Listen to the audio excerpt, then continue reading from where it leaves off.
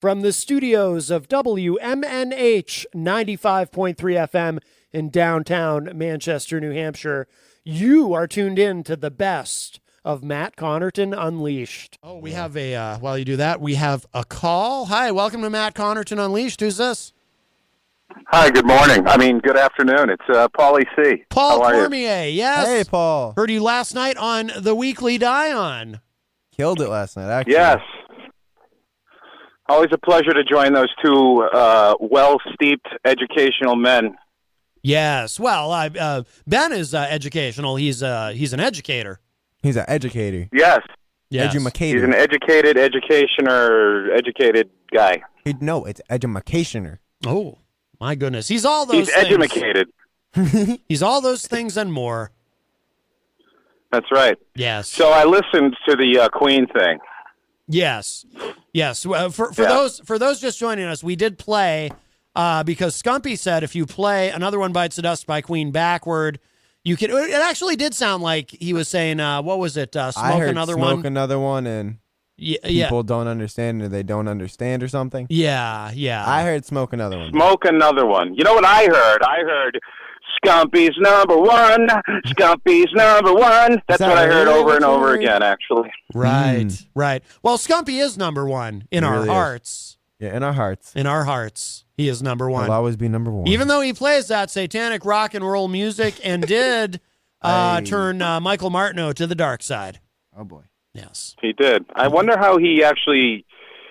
first of all, the backwards with Smoke Another One's kind of lame. Yeah. Where did he learn that on the internet, or he said? I'm wondering if he sat down and smoked another one night and just played Another One Bites the Dust backwards and said, "Hey, man, he said that sounds like when another one. Smoke another one." He said that when he was a kid, I think he had a friend who played it for him backward, and it sounded like that.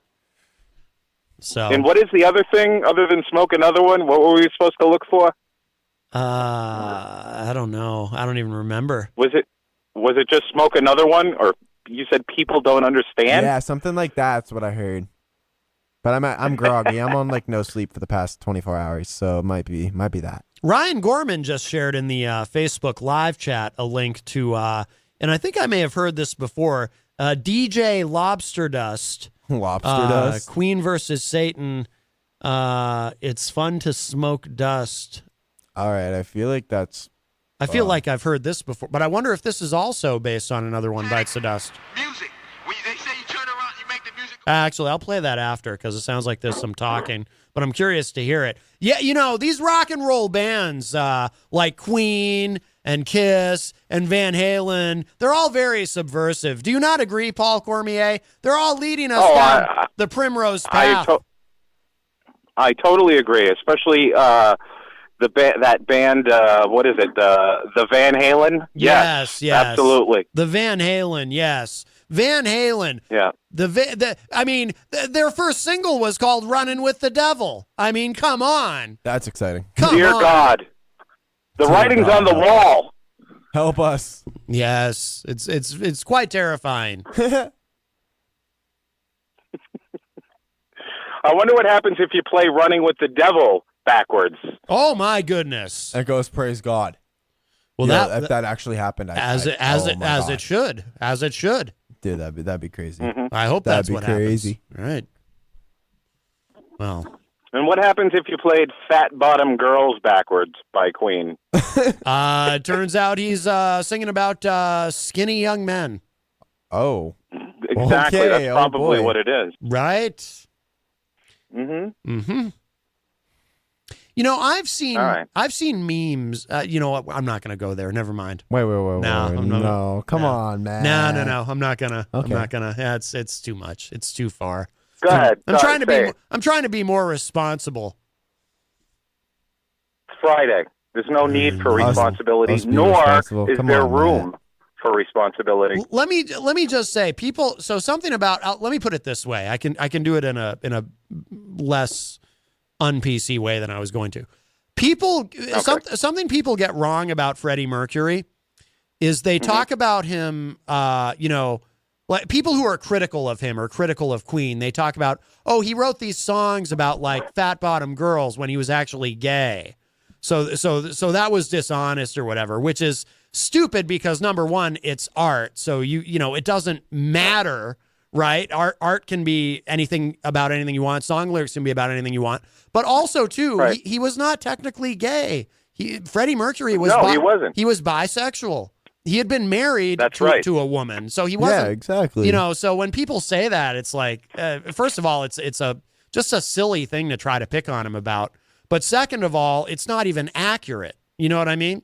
This is something that bothers me when people do that. When people talk about Freddie Mercury like that and, you know, try to make it sound like he was some sort of charlatan because he was a gay guy writing songs about women. You know, it's like, no, he liked women. It's okay. You know what I mean? That's right.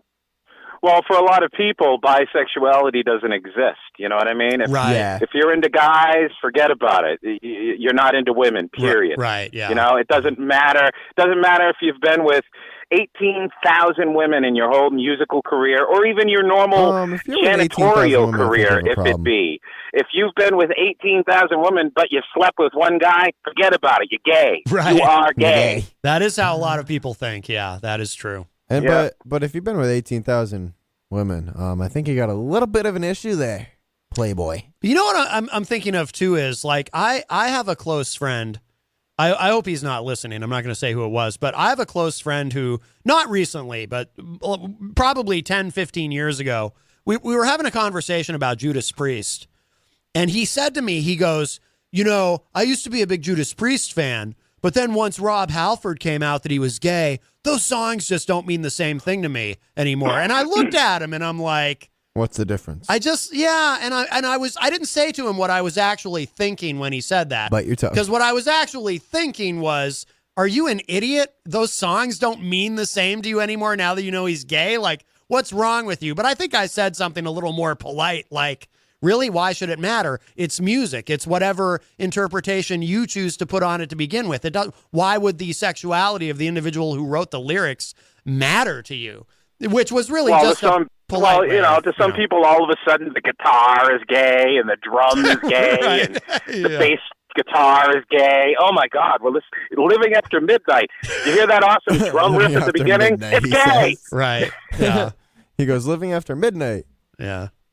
Well, he said more after that, Christian, but you were talking over him.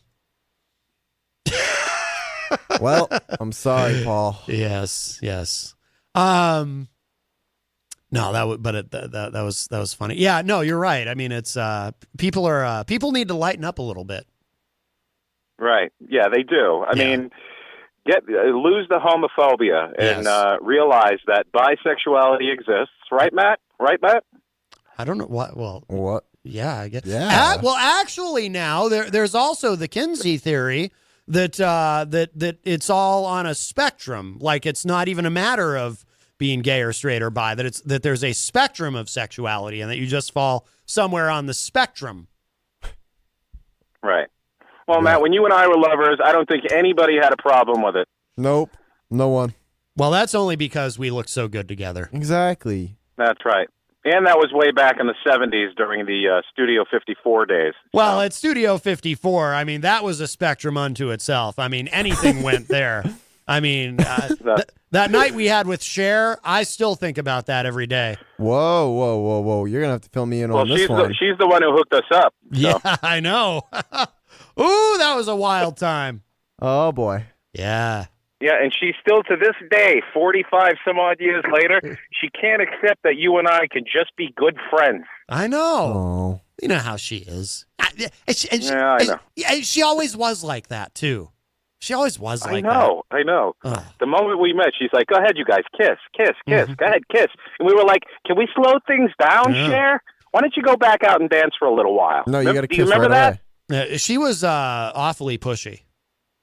Yep.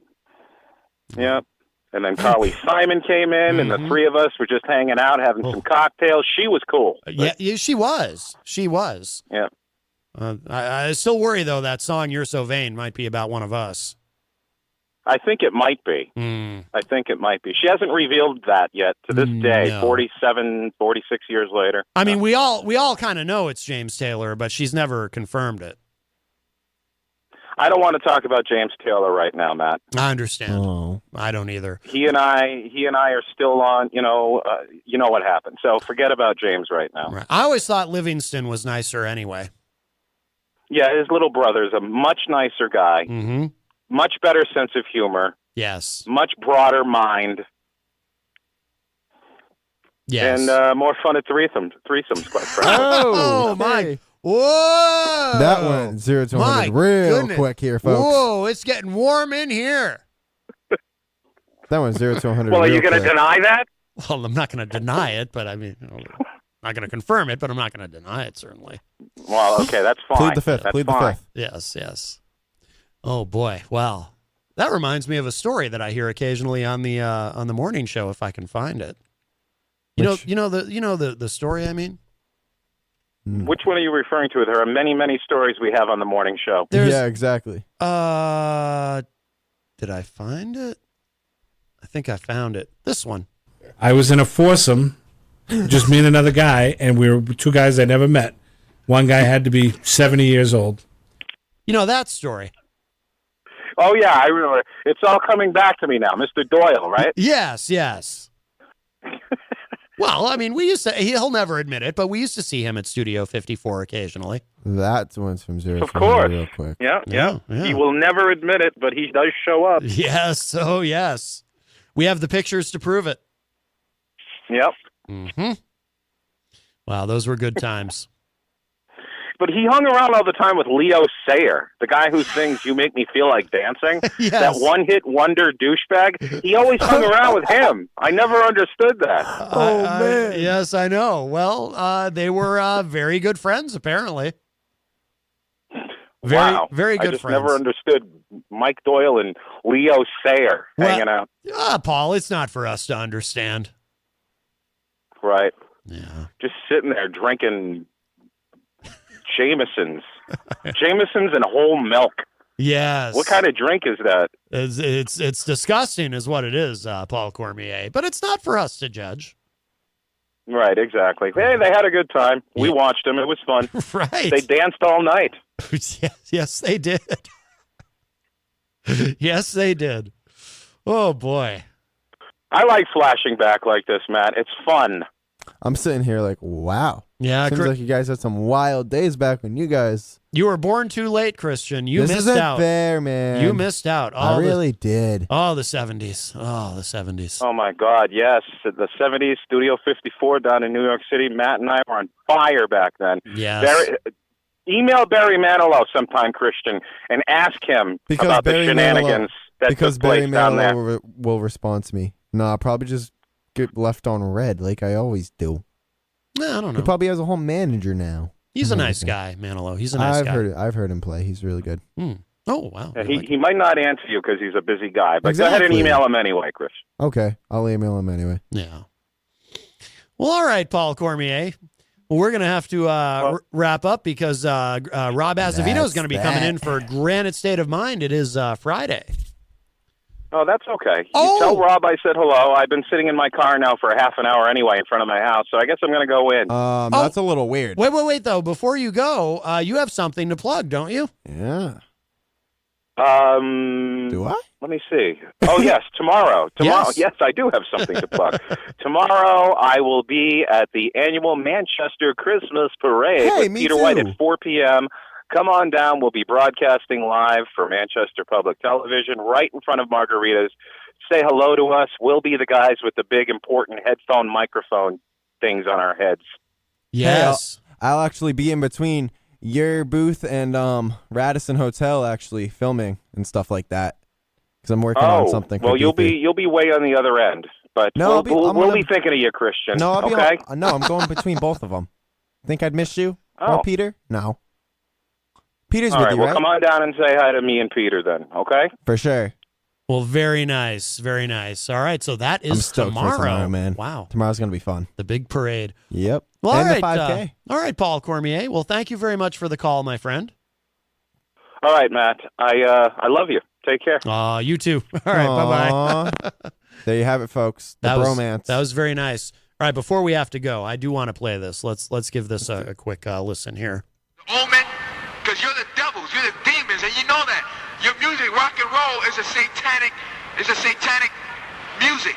When they say you turn around, you make the music go back, and you hear Satan speaking. You make the music go back, you hear Satan speaking. You make the music go back, you hear Satan speaking. You make the music go back, you hear Satan speaking. You make the music go back, you hear Satan speaking. You make the music go back, you hear Satan speaking. You make the music go back, you hear Satan speaking. You make the music go back, you make the music go back, you make the music go back, you hear Satan speaking. You hear Satan speaking. Today's message is a solemn warning to all young people who listen to rock and roll and heavy metal music. Satan knows he only has a short time to deceive the earth, so he's using music as his antichrist tool to deceive the masses. You make the music go back, you hear Satan speaking. I'm finally beginning to unravel a bizarre and fiendish plot designed by Satan's antichrist system to corrupt, pervert, and ultimately enslave the youth of this generation. Another one bites the dust. You make the music go back, you hear Satan speaking. Satan's satanic takeover of our youth through rock music. You make the music go back, you hear Satan speaking. All rock music is dangerous. I want to tell you that today. Even some of the mellow stuff that doesn't sound like it has anything in it that could be deceptive or even misleading. I started asking God, can you show me how he's doing it? I wanted to have proof, positive. Now, Queen has a song called Another one bites the dust. We have the same reaction the first service. The kids went, oh no, not Queen. Not another one bites the dust. Another one bites the dust. All rock music is dangerous. Another one bites the dust. You know today that Satan has planted his lyrics in the music, and some of it is subliminal. That means it's down at low decibel levels where you wouldn't hear it audibly as you play the music at the speed that you, or the high sound levels that you would regularly play it. You make the music go back, you hear Satan speaking. Satan has planted his lyrics in the music. You make the music go back, you hear Satan speaking. There's another message going on below the surface. This is called subliminal programming. You make the music go back, you hear Satan speaking. But I want to say something. I don't believe that this particular masking was intentional. I think that this is something that Satan himself put into the music. Let's play it forwards. Another one bites the dust. Another one bites the dust. Another one bites the dust. Ow! Another one bites the dust. Hey, hey! Another one bites the dust. Hey!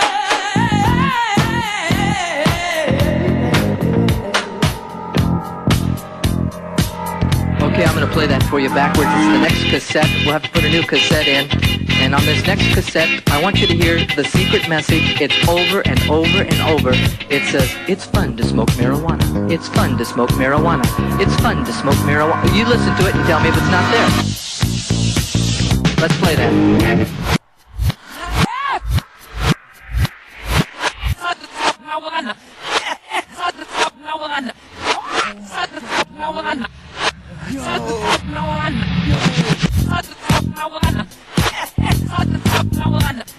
No way. You see what the secret message was? It's fun to smoke marijuana. It's fun to smoke marijuana. It's fun to smoke marijuana. Now I'm going to play that backwards for you once more for those of you that are skeptics.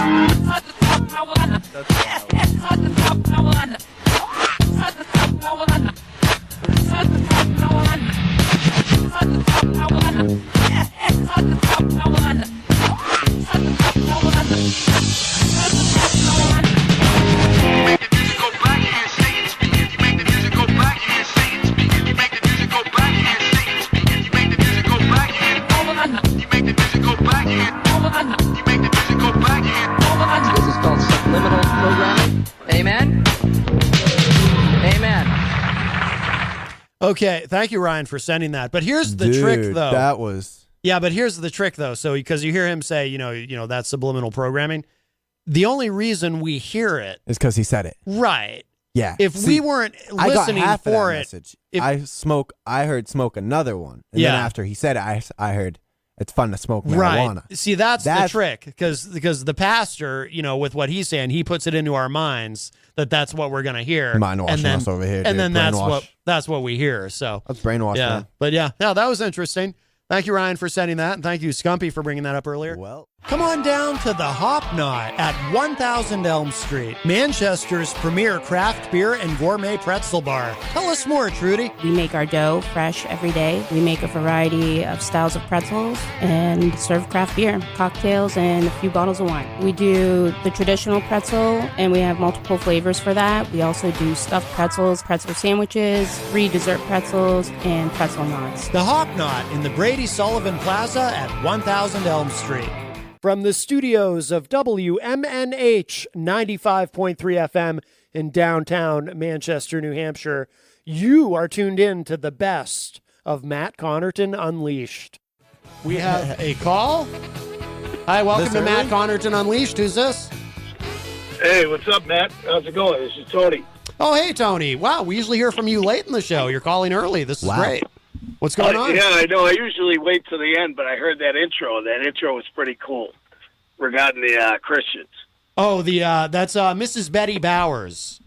America's favorite Christian. Oh, really? Is that just regarding Christians, or what is it?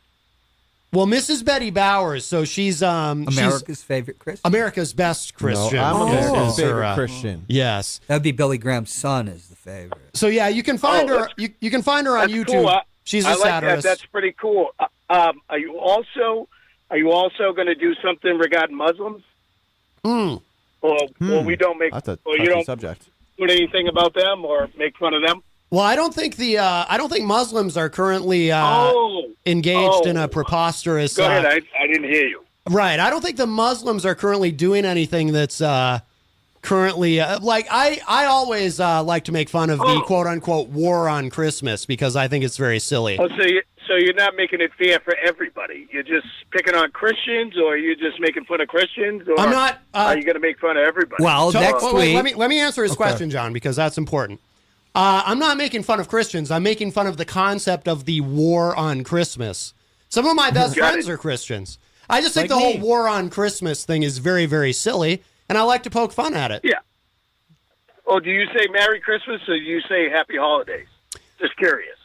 Honestly, I don't really think about it much. I say get out of my way. I mean, if I'm speaking to someone who, I'm not a big holidays guy to begin with, so to be honest with you, I don't go out of my way to say much to somebody.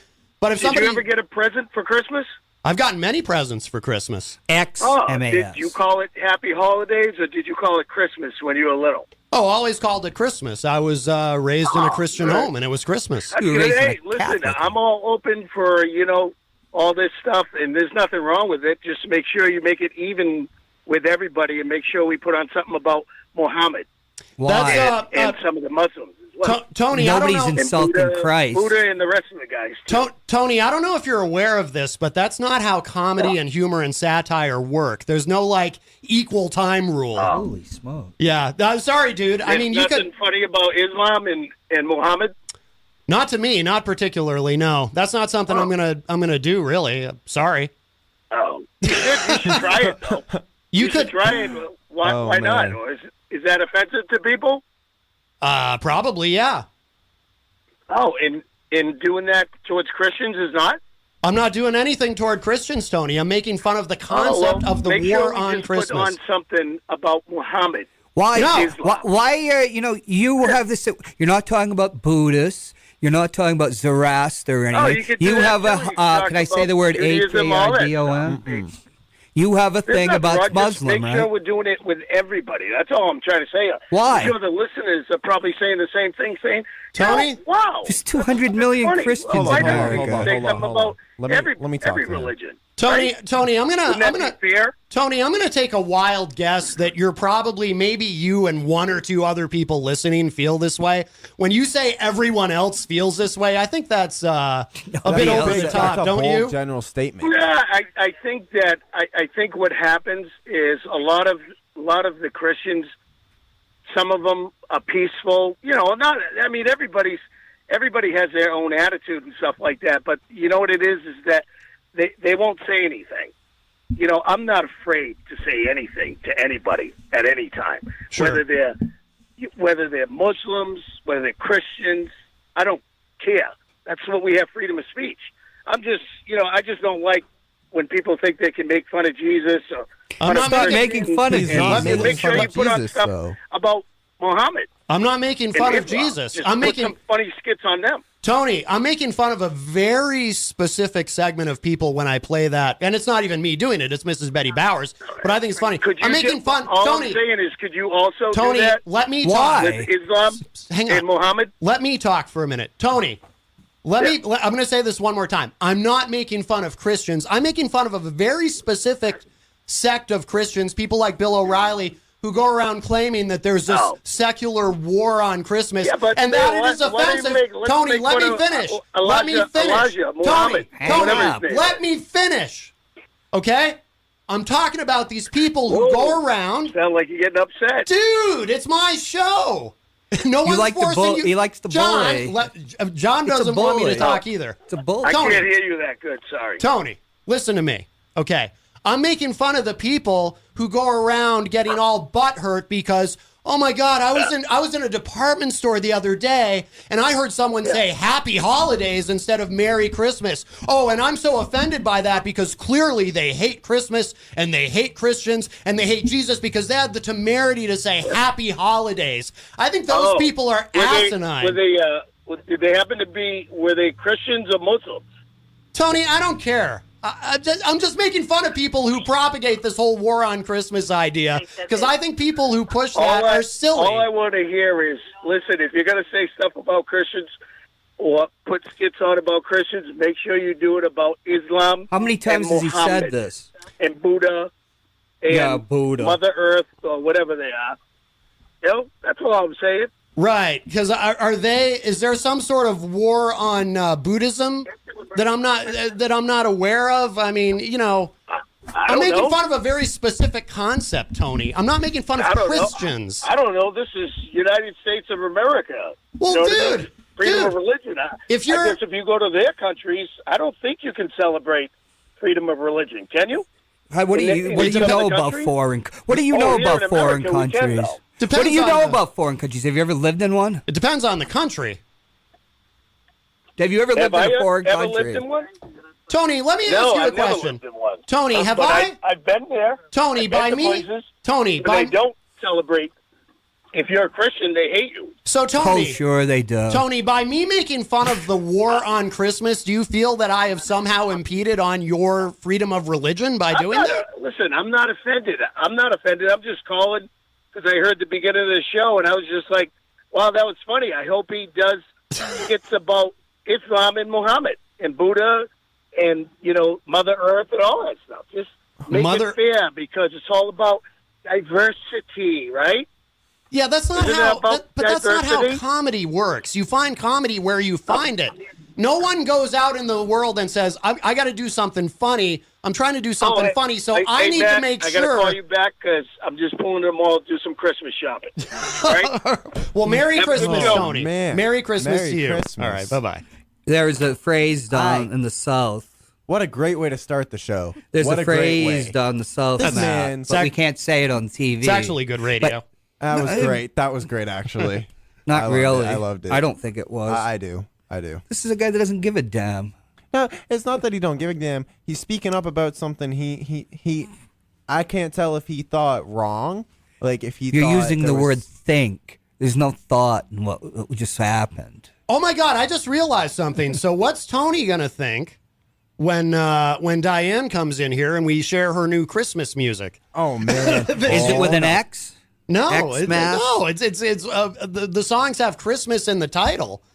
I wonder if that will change Tony's mind because he thinks I'm making fun of Christmas and Christians and all that, or is he still going to think that I'm some sort of religious bigot because I don't sit here, I haven't played something funny about Muhammad or Buddha? You know what I mean?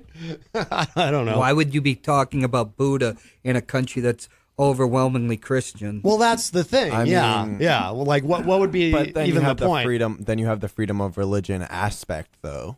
So where you can talk about Buddha, you can talk about Muhammad, you can talk about Jesus, you can talk about whatever you support, even if it's the pasta god. But what some people don't understand, too, is freedom of religion works all the way around. So I'm free to pick on anybody I want. You have to have a reason. And by the way, and Tony's free not to like it, and Tony's perfectly free. I mean, and Tony, I just so you know, you're still welcome to call anytime. I don't want you to think I'm upset with you or anything. Sometimes I actually would like to be challenged on things. Sometimes I think the show's a little too much people agreeing, except when this guy's here. He always finds a way to stir it up. That guy John. But the tarot told me to communicate differently. Oh yes, well you go through. Can we phases. make fun of the tarot gods? I'm sure Tony would appreciate it if we did. I can't think of anything funny to say about the tarot gods. Well, there must be someone on YouTube must have done a parody about the tarot gods. The tarot gods. Let me look it up. I'm gonna look up on YouTube tarot gods parody. Small G. Okay, right. See, what Tony doesn't realize is we make fun of God, Gawd, of the great bourgeoisie of America. Stephen Philbrook in the Facebook live chat says, "Happy holidays, Tony." I say Merry Christmas. Happy holidays. Oh my goodness. Since the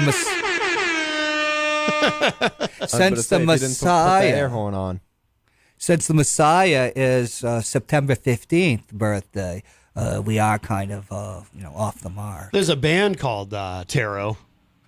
That's why you have the incongruity of shepherds out there in Judea at a time of year, if it's December 25th, where it's freezing and they wouldn't possibly be out at that point with their sheep because, under the old myth, it's September 15th. That's the day. But they borrowed Saturnalia, the Church of Rome. Well, before we get any further in the show, I want to remind everyone, of course, that we are sponsored by the Hop Knot. We are. God bless them. Yes, the Hop Knot. They haven't canceled. The Hop Knot, man. The Hop Knot at and when I say God bless them, I mean God. God bless America. May the Christian God bless them. And other gods too, if you like. But I'm just, the gods of tarot for Tony's sake. The Hop Knot at 1000 Elm Street in the Brady Sullivan Plaza, New Hampshire's premier establishment for delicious gourmet pretzels. They have craft beer, they have wine, they have board games, they have trivia night Wednesday nights. Tonight, we celebrated Mr. Hopwood's birthday there. In fact, I was going to celebrate my birthday there last Friday, but I slept through my birthday. Oh well. I think I messaged you and I was like, "Hey Matt, what are you doing Friday? You want to come celebrate my birthday with me and nobody else?" Because I don't remember getting a message. You from didn't you read it. That. You didn't read it. Until right. after. I don't always read things till later. He didn't read my thing. Yeah, I wanted man. Elvis Costello red shoes. I could swear it said Warren Zevon, excitable what was boy. That you wanted to talk to me about? I'm wondering. That's off camera. Oh yes, you wanted John Hopwood to be your grandfather figure, correct? Oh boy, I am old enough to be his grandfather. Right. Yes. All right. That just got exciting. It's nice to know that my genes finally got tall. Poor Diane, she's probably on her way here, and she's like, I can't. She's like, I'm walking into can't. Tarot cards. Is it the tarot cards or the tarot gods we're looking up? I couldn't find anything. Yeah, the tarot gods bless Matt Connarton. Okay. Oh, how nice. So let's see in the Facebook live chat. DJ that we love. Hello to Brian Mackey, who is a top fan. Stefan says, Stefan is a top fan. He says, "Oh my God, I can't stop listening to these crazy questions the Republicans are asking during this hearing." Beside Matt. Stefan says, "Just checking to see if I have the top fan thing." Yes, you do, Stefan. You clearly are a top fan. And guide Matt. Michael Martineau is in the Facebook live chat, as well as Christian Lacoste, and they're here. I'm not in there no more. I left it. I left it too. Oh my goodness. I think they're lying to you. Wow. Stefan says these professors are schooling the Republicans. Yeah, except for Jonathan Turley. He seems to be with the Republicans, but the other three, I agree. Stefan says he loves Warren Zevon. He's dead. Yes. Stefan says that... It ain't more. That is Christian... Stefan's asking if you do any Warren Zevon covers. Warren Zevon, who's that? All right. Oh, I'm hearing about so many new musicians. Old Werewolves musicians. of London. John, I'm talking. Please don't interrupt me. It's no fun. Right. I just want to make it aware if I get frustrated with John, it's because I had to spend the last hour with him. You enjoyed yourself. He threw me as host for his TV show without telling me. And then it's like, hey, go sit here, and I'm like, oh, okay. But no, it was a great experience. By the way, Diane just texted me. She's in traffic. She's running late, which I think is code for she was listening to the show, and she's like, "I'm going to let things simmer down before I get there." No, I don't think so. No, she's tough. She can. But Stefan says, "Crunk Christmas is absolutely stupid. Whenever a Christian tells me to say Merry Christmas, I tell them they need to put the Christ back into Christian." Oh, I like that. I agree. Stefan says, "What about the Festivus? Festivus for the rest of us." Yes. That's what Honorable Heidi Hamer celebrates. Oh, Jenny joins us in the Facebook live chat. Stefan says I should hang up on Tony. I don't like to hang up on people. I really, really don't, because I think that discourages. Mute them. I actually want people to call and argue with me. I do. I'm not like upset with Tony at all. The only thing I get upset with is when someone says something and then they won't let me answer them. Let's see. Brian says, if you shut up, Tony, you can hear. LOL. Yes, that's true. Stefan says, hang up on him already, for Christ's sake. Chuck Colanzis joins us in the Facebook live chat. He is the owner of Panucci's.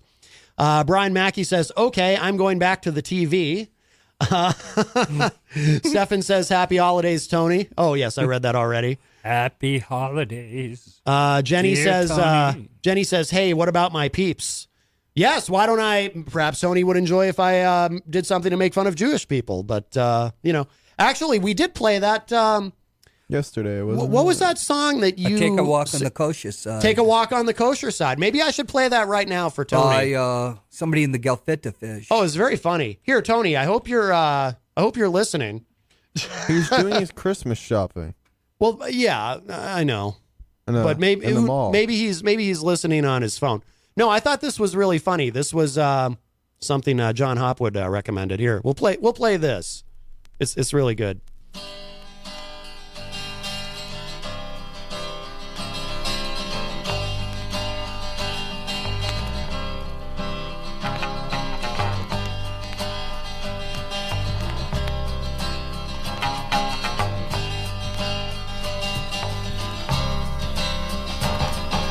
Janko quit the west side days, eh? Went cross town and joined YMCA. Soon bacon and pork he began to enjoy. Took off his yarmulke, it was a guy. I said, hey, Janko, take a walk on the kosher side. I said, hey, Nudnik, take a walk down Fairfax. And the members of Adassa go.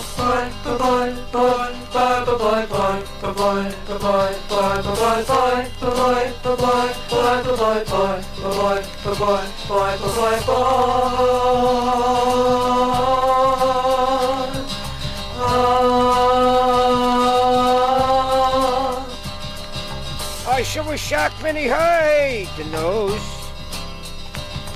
He couldn't believe that he and Jesus were about Jews. He said, how can we be the same? Bendis long hairs, got a Mexican name. I said, hey, Hirsch, take a walk on the kosher side. I said, hey, kid, take a walk down Fairfax. Oh, yeah, Brock. Why don't you meet a nice girl? Why do you need a shiksa for that dirty, that filthy? Meet a pure one, a clean one, a pure one. Abe Horowitz wanted to star in picture shows. So he straightened his hair, kept his teeth, and fixed his nose. Changed his name to Les LaRue, then talked to the pride of being a Jew. I said, hey, Abe, take a walk on the kosher side. I said, hey, whatever your name is, take a walk down Fairfax. Yeah, give me a forward there, will you? Go in the corner there, get me a Danish here. I'm sick, I can't walk up there by myself. Give me a cup of coffee. Will Katz was taking his bar mitzvah lesson. Across the street, a shiksa was undressing. And one day, to the rabbi's surprise, Katz was shown where he was circumcised. I said, hey, Katzy, take a walk on the kosher side. I said, hey, Nudnik, take a walk down Fairfax. and the members of it that to go. Madam, it's a very short girl, a thing like that for. You know what's going to happen? Your mother finds out about a thing like that. You'll make a heartbreak there. Don't you care what you do? You filthy animal. Why don't you get upstairs, study, become a doctor or something? Yeah, good animal. I'm fed up with you. God, these kids, they make me sick. The animals. They're no good. Business isn't good. I gotta stop already. I'm retired. I moved to San Diego. I gotta away from it all already. What am I doing here in a studio with a bunch of kids? Why, is enough singing already? Is it? Let me out of here, Eddie. I gotta go get a sandwich or something. I can't take this anymore. I can't. There you go. That's Gefilte Joe and the Fish. They used to play that on Dr. Demento. I remember hearing that when I was a kid. John found some tarot cards. A tarot card. Do something funny with it in case Tony's listening. And I have found evidence of tarot gods where you just didn't have the time to look. Are you being satirical right now and funny? No, people are talking about it on thread. You gotta. What is the force, the spirit that animates the tarot cards? Let's make Tony happy. You should say something funny. What's there funny to say about the tarot gods? I'm trying to think of something. I can't think of anything. It sounds like a 60s Beatles song. All right. I got nothing. Let's. Well, what about Mike? Can you think of anything funny about the tarot gods? Here. Nope. She's blonde and beautiful. The card is the star. What about Buddhism? Got anything on Buddhism, Michael Martineau? No. Depends on which Buddha. Man. Which Buddha you talking about? There's more than one Buddha? Yeah. There is? Wait, I got something. Buddha's fat. Not the Buddha. I was just about to say that one. Not the Buddha. He's fat. Buddha's fat. Is my mic on? Okay, yeah. I'm like, I can't hear myself. It's weird. So let's see. Stefan says the Excitable Boy album by Warren Zevon would blow your mind, Christian. I'll check it out. Would blow your mind. Jenny says, Maddie, you better not blow out my candles, dude. Because Jenny is Jewish, so she lights the menorah. Oh, no. Brian Mackey from Idaho, who is a top fan, says, I'm Irish. Come at me, man. LOL. Oh, Jesus. That's like shooting fish in a barrel, huh? Irish joke. I hope you don't mean gefilte fish in a barrel. On Fairfax. On Fairfax. In L.A. Jenny says, hey, wait. I am a member of the Tarot Gods Hadassah, Society. I think is how you say it. Yeah, Hadassah. Yes. Yeah, it helps to know a little about the Jewish culture to understand the song. Right. But you don't really have to. Right. It's all in good fun. It is all in good fun. Making fun of a kvetching old man. Well, I hope Tony feels better that we've spread some of the making fun around. Let's see what the tarot gods have to say. I love how it's 2019 and today. Everyone just... This is Tony. Let's see what the tarot gods have to say to Tony. Oh, I hope it's something funny. Yeah, he needs to rededicate himself to higher values, and he needs to cultivate his spiritual side. Oh, no. This is what the gods are telling Tony. Now is the period for quiet contemplation. Listen, Tony, to the voice within. Oh. Anything that interfere with your communion with the tarot gods may not be serving your best interest right now. So, stop listening to the Fox News and that. Stop thinking about Trump. Right. He's not the higher power. Well, not yet. A powerful message is waiting for you, Tony. Connect to your higher self instead of the, what Abraham Lincoln would call, was it the baser angels of our nature? Something similar to that. Oh. Yeah. Right. Jeez, I couldn't even remember Steven Tyler's name today. Oh. So don't ask me to remember exactly what Abraham Lincoln said in the Gettysburg Address. Right. Or what is it the general says in Apocalypse Now. Because he says it about Colonel Kurtz, who made a brief appearance on Ward 13 today. I'm sure that Christian didn't see it because he was on his phone. Excuse me, you guys are on your phone more than me, okay? Well, I could tell when the camera's about to switch. You know why? Because every time I was on my phone, you knew the camera wasn't on me. Right, and then once I'm going to stop talking, it's going to go to you. Exactly. And I made one mistake. It wasn't magic. Oh. Yeah, that's why I prefer radio over television. Yeah, but you're on TV too. See, the thing is, human beings, in evolutionary context, have whites in our eyes, so you can see. People don't have know where this is going. I don't think we need to bring race into it. People maintain. Careful! It's 2019. Everyone gets offended. People maintain eye contact. Although if you keep staring at somebody, it's a predatory behavior, and which is one of the reasons that you have to be. You're always looking at somebody's eyes to see what they're up to. I never look people in their eyes. So when you're like on your phone or something, breaking eye contact, people get PO'd. Right. I mean, send it. It's 2019. Everyone does. Yeah, but it's that doesn't matter. It's an evolutionary botch. Oh? Yeah, it is. That's what elected Trump, evolutionary botches. That's what the tarot cards are telling Tony. How you doing over there, Mikey? Doing good. Have you... You awake? Yeah, I'm awake. All right, making sure. Have you been on Norm's show? Norm the Psychic? No. Oh, would you like to be? No. Are you afraid? I don't want to know what's going on inside my head. We should probably make fun of psychics for Tony's benefit. Oh, he might appreciate that. You were 47 years on a psychic show. 47 years I was Norm's sidekick on that show. 47 years. Feels like longer, yeah. Well, I'm much older than I look. Remember, I use oil of Olay. It keeps my skin soft and supple. You're around. Well, I'm well into my 70s. I'm really only about 10 years younger than John Hopwood. John, you want to explain why you just did that? So John just comes over to the news desk, okay, guys, and places the tarot card next to the Hopknot mug. Are you trying to give them free publicity? Because they don't sponsor our show. The great Hopknot does. Why are you mocking the tarot gods? I wouldn't do that if I were you. Well, he's trying to. You're going to wind up about 5'2". We do need to be bellied and bald. We do need to be more satirical about the tarot. It'll be like clearly. Twilight episode. I'll be 19 years old and tall. Is that what Tony meant? Is that what Tony meant when he kept saying Mother Earth? Like, why don't you make fun of Mother Earth? Gaia. Well, Mother Earth. Okay, I'll take this one. Was a commercial. Here's why we don't like Mother Earth. She just dumped 2 feet of snow on us, okay? Made it freezing cold outside. I'm about done with this weather. What? I don't think that's what Tony meant. Oh.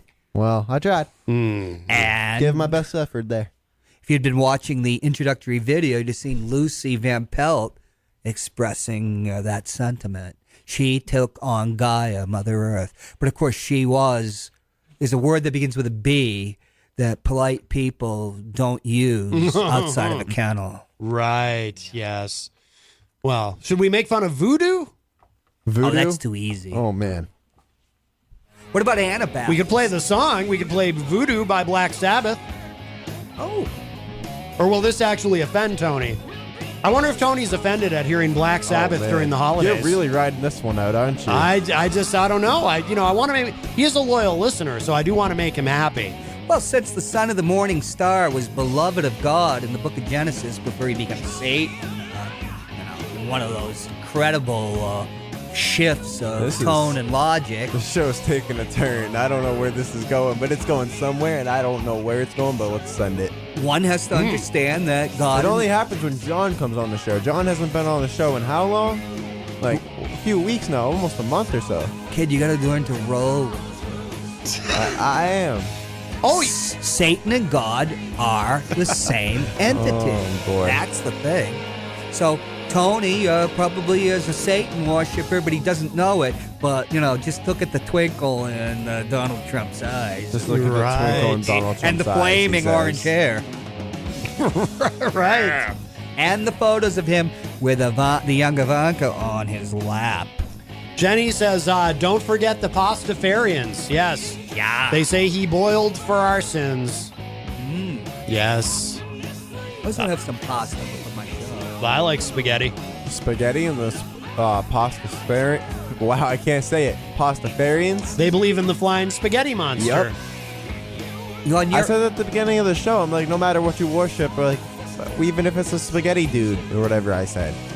Stefan says, can we make jokes about that voodoo practice called transubstantiation? Mick, what? That's a big word, okay? Hold on, slow down. Let's not get into that. I've had arguments with people since I was like 13 years old and people were going to communion. Yeah. What was it?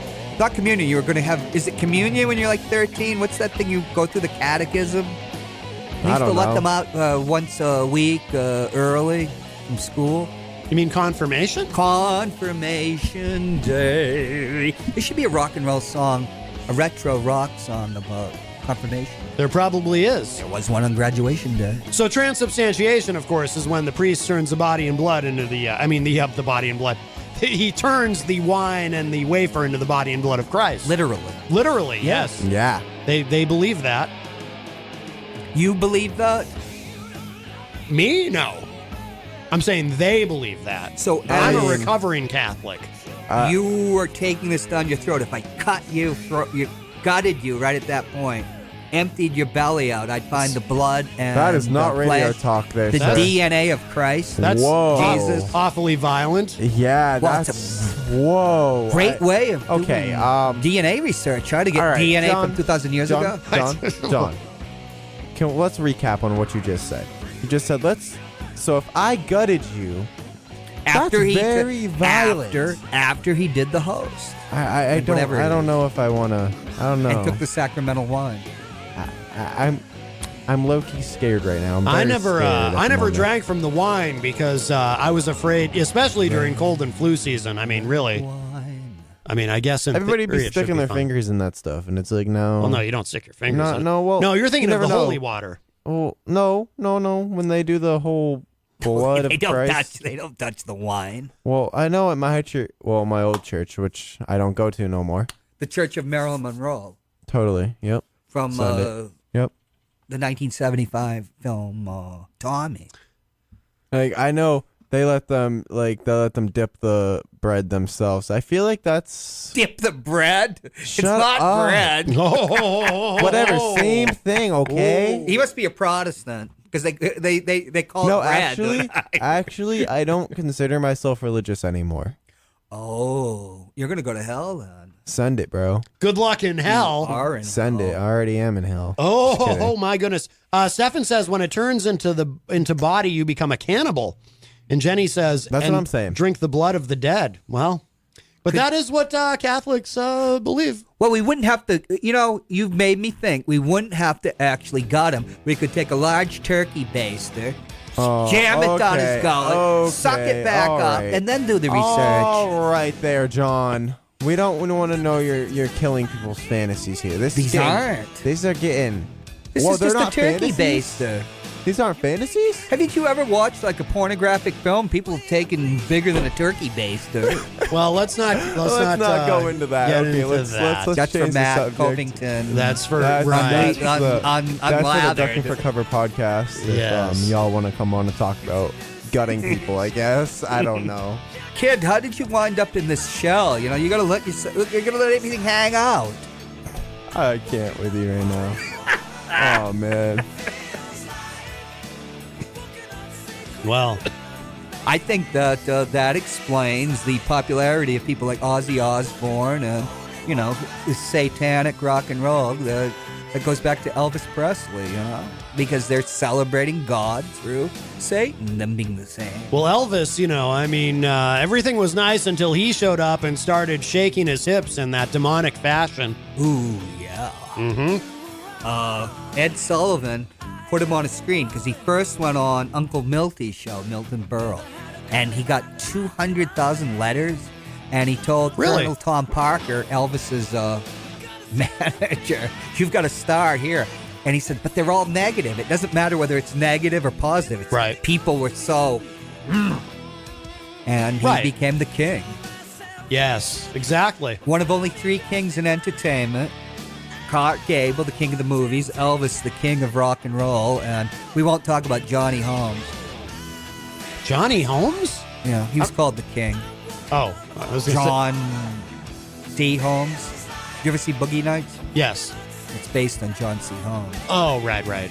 He was the king. Ah, yes. It was before Pornhub, you know. Pornhub.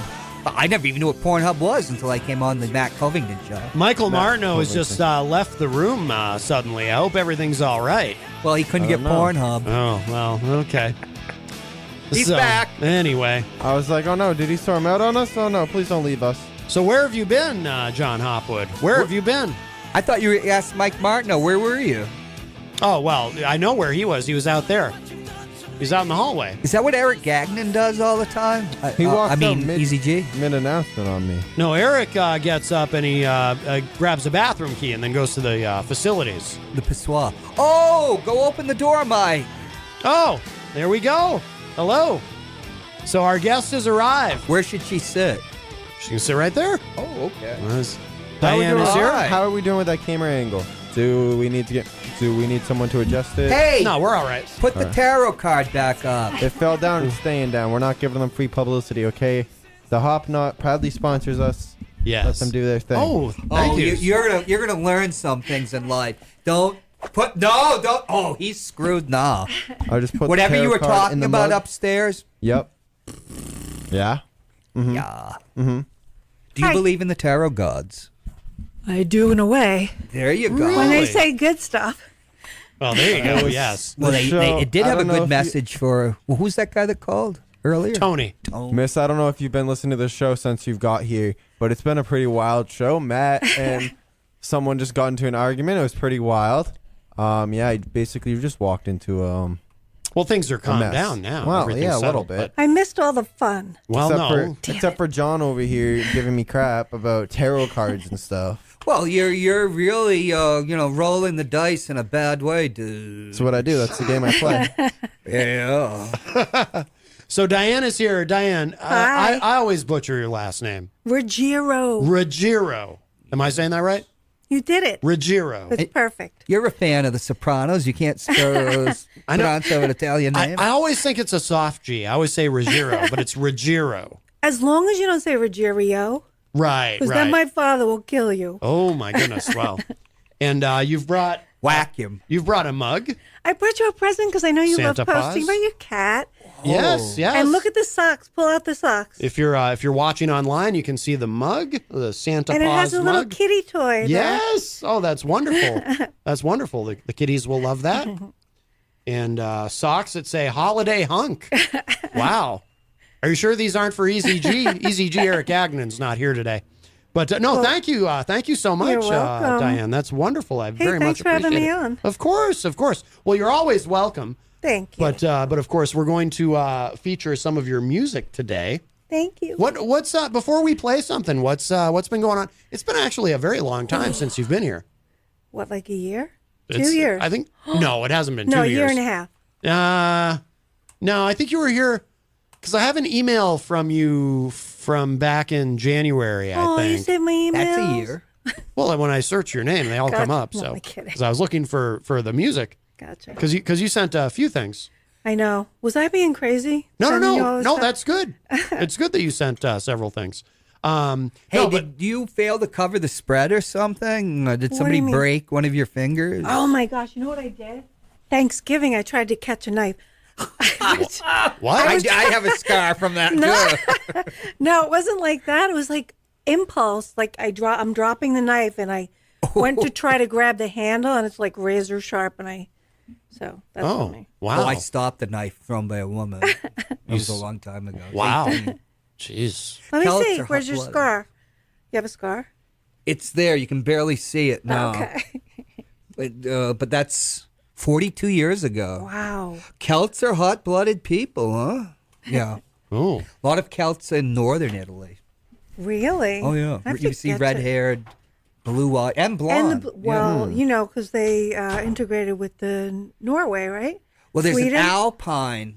Well, that's down in Sicily. Not- Like they have blue-eyed because of the Vikings controlled it, and they went all the way down Russia too, all the way down the Wow. river. But up north, there's called an alpine race, and they're blonde-haired, blue-eyed, and so when you get up My to northern grandmother Italy, was blonde and blue-eyed. yeah. So my daughter became blonde and blue-eyed. Isn't that crazy? Huh. Now here's Okay. the real Wow. thing: when Rudy Giuliani was elected mayor, he brought a chef into Gracie Mansion, which is, like the White House of New York. Northern Italian cuisine. There's 2 million, back then, 2 million Italians, Used to be 2 million Italians, 2 million Jews, like 1.5 million Irish, and, it was big ethnic groups.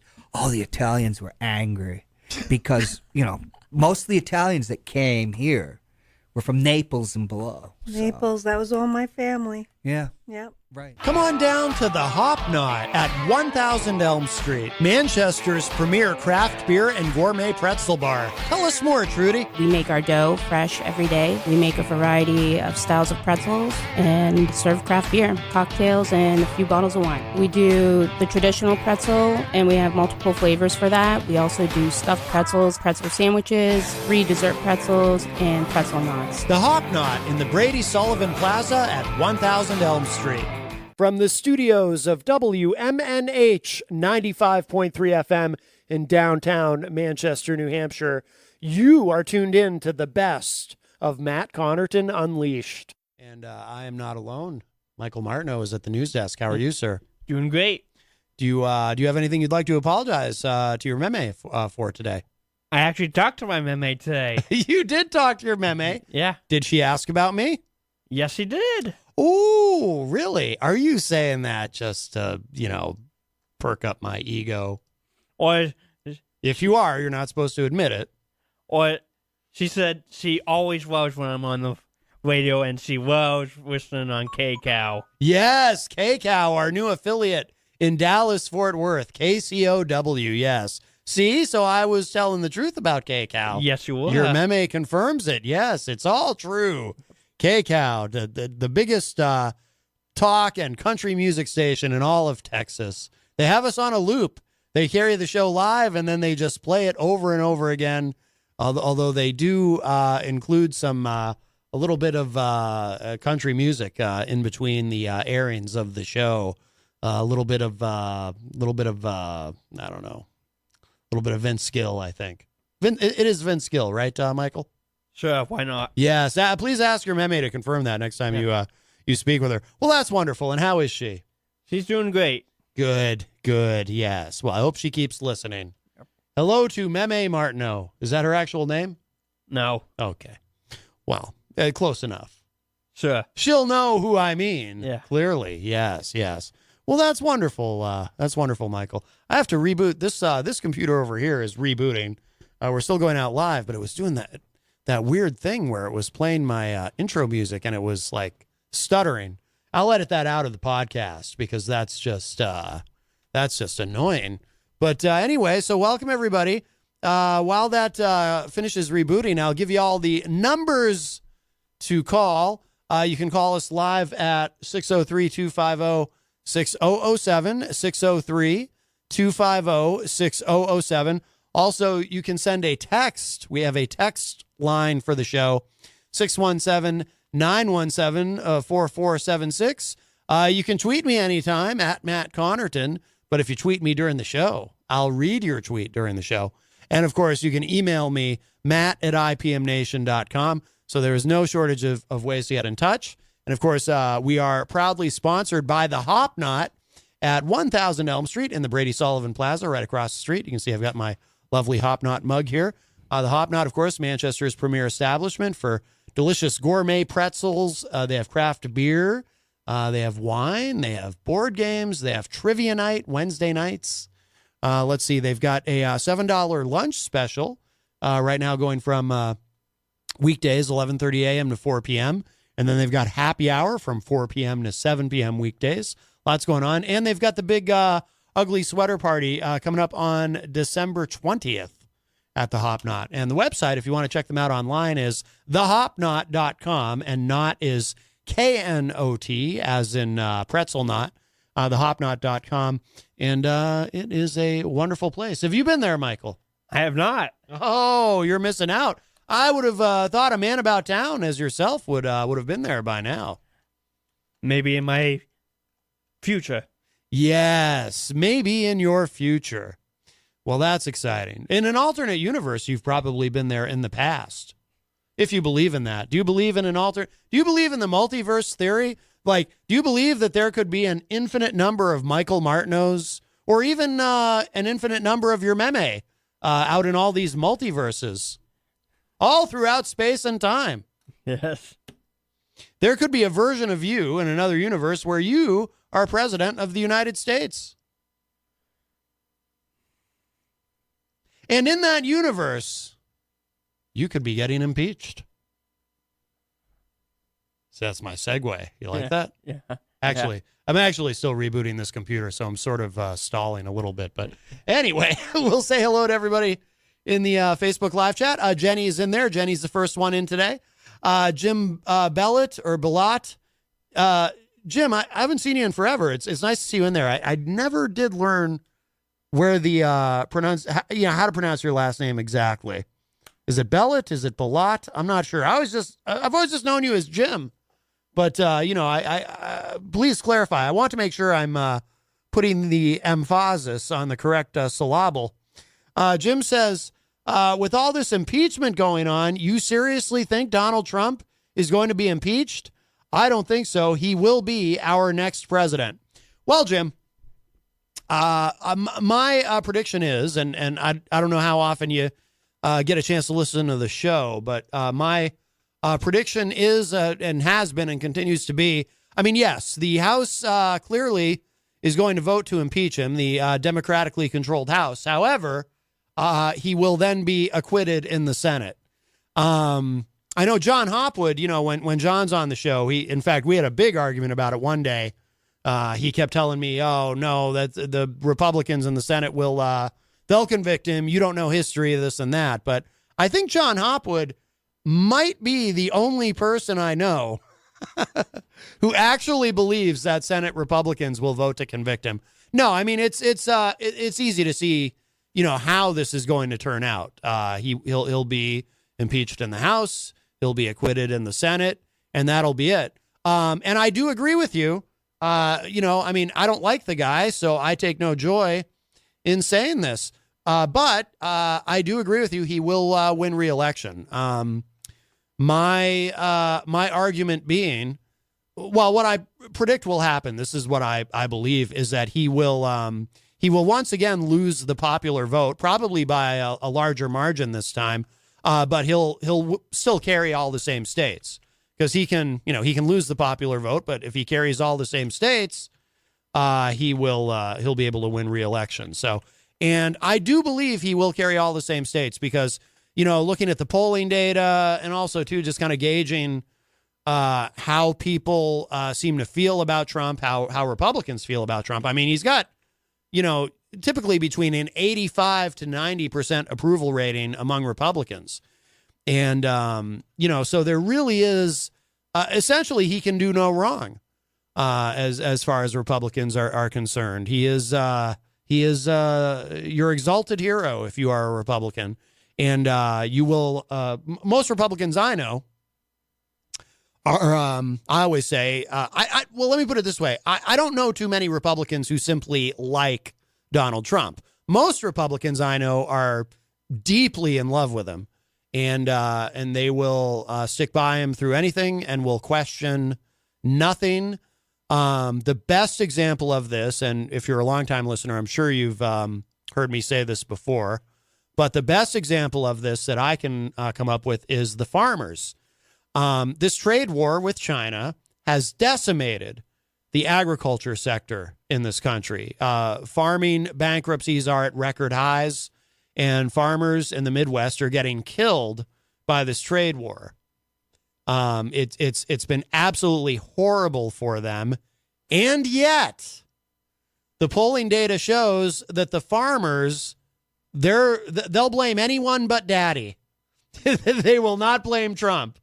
They're like, I mean, and I've seen, I've read articles and I've seen things on the news and online about, when people go and talk to these farmers and basically say to them, when journalists talk to these farmers and say, hey, just wondering, how do you feel about Trump and how do you feel about this presidency when his trade policy has sort of, destroyed your livelihood and ruined your life because your family farm that had been in your family for generations is gone. And it's incredible. It's incredible. It's like the attitude of these folks is, well, it's pretty terrible what happened, but he's my president and I support him and I'll vote for him again. It's like, wow. So that's why I tell everybody, I say, no matter how you might feel about him, the reality is, I don't know. How do you beat someone who has that kind of a hold over people? I've never seen anything like it in the modern era.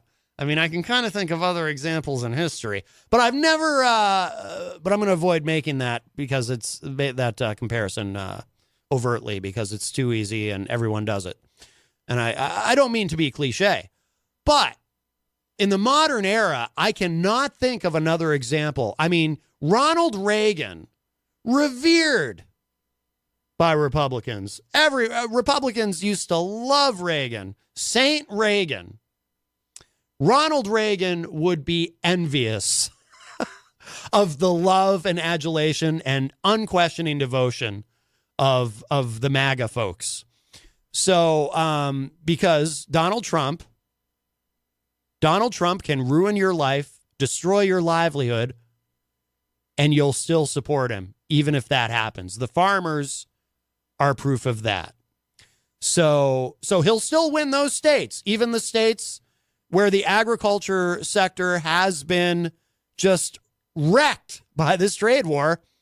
He'll still be able to easily carry those states, I mean, even if there's a dip in the polls in those states, he can just go there. He can go to Iowa, go to Nebraska, wherever, do a rally, say some bad things about immigrants, whatever. And his poll numbers will be right back up among his supporters. So I don't know how you beat somebody like that. I mean, I just don't. Like, he literally can do no wrong in the eyes of most Republicans. So I just don't know. Like I said, I've never seen anything like it. To me, it's like the greatest example of mass hypnosis in my lifetime. It's incredible. It's incredible to me. So, I mean, and there are other examples. Like I said, I gave the example of Ronald Reagan. By the way, has anyone noticed that once Trump came along, everyone kind of forgot about Reagan? Like, everyone used to try to, particularly Republicans running for high office, Republicans running for president or whatever, they would try to invoke the name of Reagan in some way and even try to compare themselves to Reagan, and say, oh, they would say things like, I'm going to carry the mantle of Ronald Reagan. Once Trump came along, Republicans just kind of, now Reagan is like this quaint memory, and now it's all about Trump. It is 100%, the Republican Party is 100% the party of Trump now. And I just don't know how you beat somebody like that. I really don't. The hold that he has over all of you who love and revere him. What do you think, Michael Martineau? I do have my opinions, but it's you're in the right place to express them. True.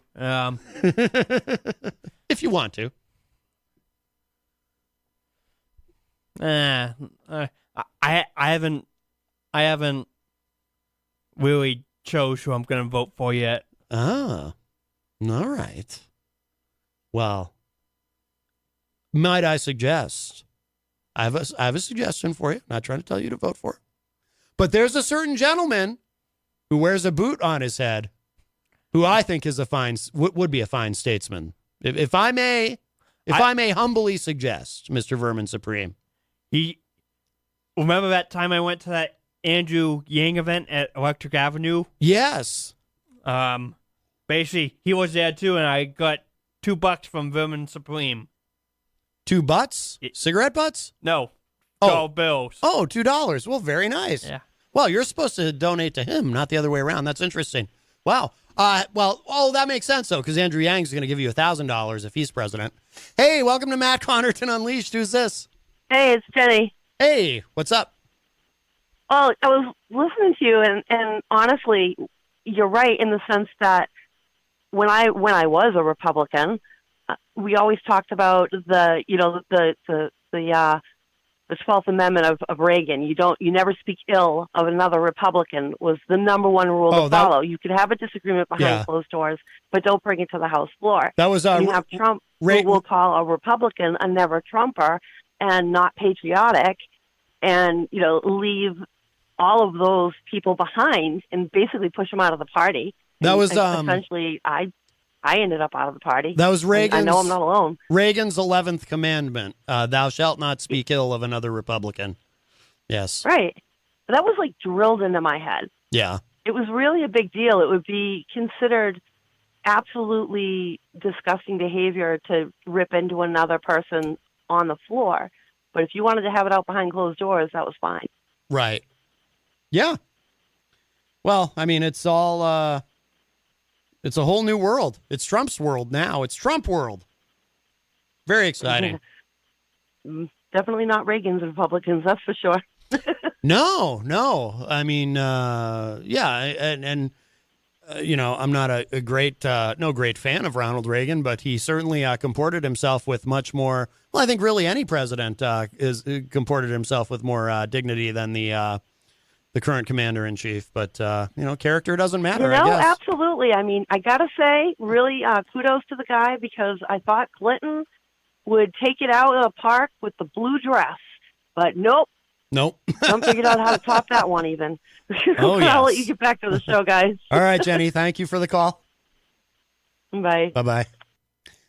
Let's see. We got a lot of... Actually, let me get to this first. We have a text message from a listener who says, "Hey, Matt, that was a great intro. I love that song. But what's wrong with making fun of other presidents? Seems like you only make fun of Trump. You need to be equal opportunity when it comes to making fun of presidents." So that was obviously a facetious comment, because this same person tweeted me yesterday when our friend Tony called in and gave me a hard time about I had played something yesterday on the show. You were here, Michael, for that. Yes, I was. I played something from the great Mrs. Betty Bowers. And if you're not familiar with Mrs. Betty Bowers, she's a comedian. She's a satirist, and she goes by the moniker America's Best Christian, and she posts these very funny YouTube videos. And I played one of hers about the war on Christmas, and I played that because not for any nefarious purpose, not because I think I'm going to guess that Tony thinks I'm some liberal secularist who hates Christianity and hates Jesus and all of that, which is not the case.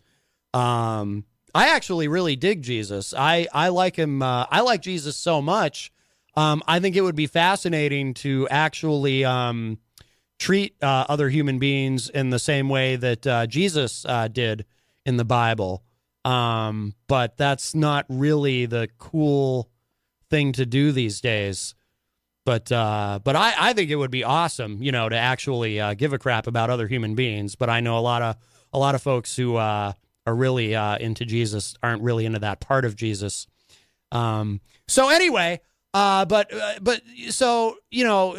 Tony accused me of, why are you making fun of Christianity, and why don't you make fun of Muslims, and why don't you make fun of Buddhists and Jews and everybody else? And I kept trying to tell him, and I don't think he was hearing me, but I kept trying to tell him, I'm not making fun of Christianity. I'm making fun of the concept of the war on Christmas, because we go through this thing every year, not nearly as much as we used to. I think peak war on Christmas was probably about a decade ago, when Bill O'Reilly had a much more influence. He was on Fox and he was writing books about the war on Christmas.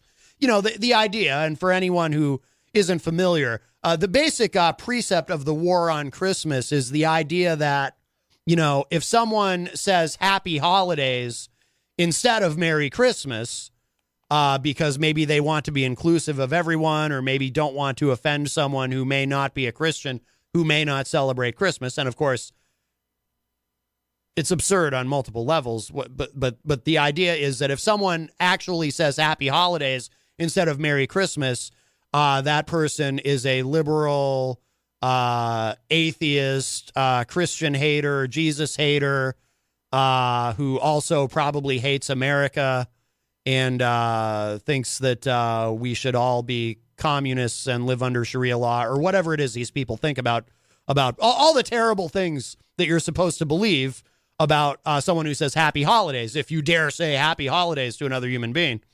So the war on Christmas, I think, is very, very silly. There is no war on Christmas. I think Christmas is very much intact. I did think it was funny that, Tony chose to call and complain about this, by the way, on a day where later in the show, I had Diane Ruggiero here, and we were featuring some of her new Christmas music with songs that have the word Christmas in the title. And yes, I actually played music. Can you imagine me, who sits here and mocks Christmas and Christians and Jesus and all that? I actually, in the same show, Michael Martineau, I might have multiple personality disorder. I don't know what could be going on with me. But me, as this evil, atheist, secular, liberal, Jesus-hating guy on the radio, I actually, in the same show, later on in the show, played music with the word Christmas in the title. What? Did I suffer a head injury at some point during the show? I don't know how I could possibly play something mocking the war on Christmas and then in the same show play Christmas music. It's amazing. But anyway, so so the whole concept of the war on Christmas is, in my opinion, no offense to those of you who do believe that there is a war on Christmas, but I personally think the entire concept is very silly, very stupid, and I think everyone needs to just chill out and not worry about it so much. I'm pretty sure my observation is, I think year after year, Christmas has survived. Everyone who celebrates Christmas, I'm pretty sure, is allowed to continue to celebrate Christmas. I know a lot of folks who get wrapped up in this war on Christmas thing were very, very nervous during 8 years of the Obama administration, because I would often hear a lot of conservative Christians bemoan that they believed that at any given moment during the Obama administration, President Obama was going to sign an executive order declaring Sharia law and no more Christmas. And anyone who celebrated Christmas or said Merry Christmas would be summarily executed. That never actually came to pass. But of course, a lot of things these folks worried about under Obama never quite came to pass, like Obama having the UN send in the black helicopters to confiscate everyone's guns. That never quite happened either. So there's a few things that Obama never quite was able to follow through on. But anyway, the point being, so I was making fun of the war on Christmas because I think it's silly and stupid, and I enjoy mocking the war on Christmas specifically. So we have a call. Hi, welcome to Matt Connarton Unleashed. Who's this?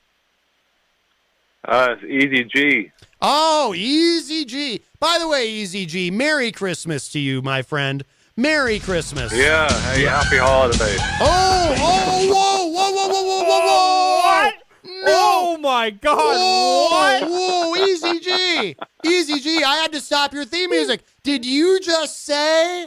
I thought you were a good God-fearing man. You go to like multiple churches.